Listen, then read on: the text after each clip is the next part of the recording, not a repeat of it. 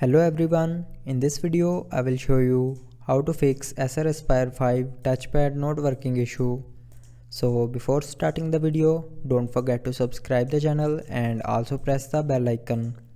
So to fix this issue, follow every single step as I am showing you in this video.